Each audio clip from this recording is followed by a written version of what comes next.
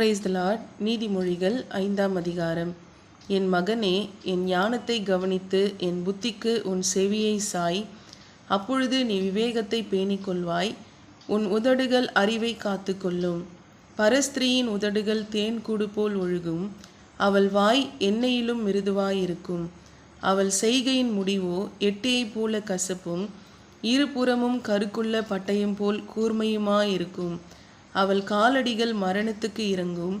அவள் நடைகள் பாதாளத்தை பற்றி போகும். நீ ஜீவ மார்க்கத்தை சிந்தித்து கொள்ளாதபடிக்கு அவளுடைய நடைகள் மாறி மாறி விகாரப்படும். அவைகளை அறிய முடியாது. ஆதலால் பிள்ளைகளே, இப்பொழுது எனக்கு செவி கொடுங்கள்.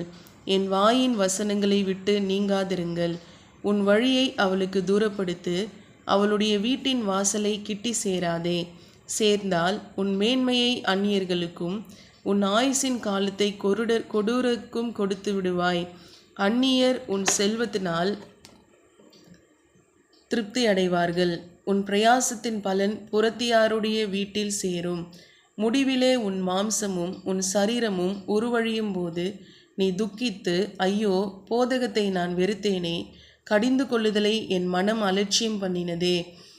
என் போதகரின் சொல்லை நான் கேளாமலும் எனக்கு உபதேசம் பண்ணினவர்களுக்கு என் செவியை சாயாமலும் போனேனே.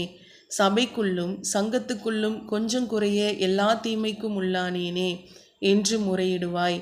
உன் கிணற்றிலுள்ள தண்ணீரையும் உன் துறவில் ஊறுகிற ஜலத்தையும் பானம் பண்ணு. உன் ஊற்றுகள் வெளியிலும் உன் வாய்க்கால்கள் வீதிகளிலும் பாய்வதாக.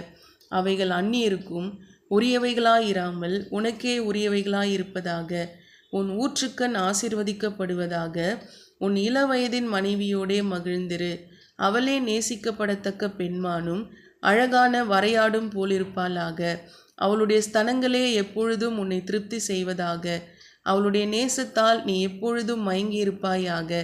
என் மகனே, நீ பரஸ்திரீயின் மேல் மயங்கி திரிந்து அந்நிய ஸ்திரீயின் மார்பை தழுவ வேண்டியதென்ன? மனுஷனுடைய வழிகள் கர்த்தரின் கண்களுக்கு முன்பாக இருக்கிறது. அவனுடைய வழிகள் எல்லாவற்றையும் அவர் சீர்தூக்கி பார்க்கிறார்.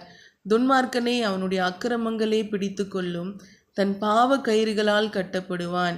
அவன் புத்தியை கேளாததினால் மடிந்து தன் மதிக்கேட்டின் மிகுதியினால் மயங்கி போவான். ஆமேன்.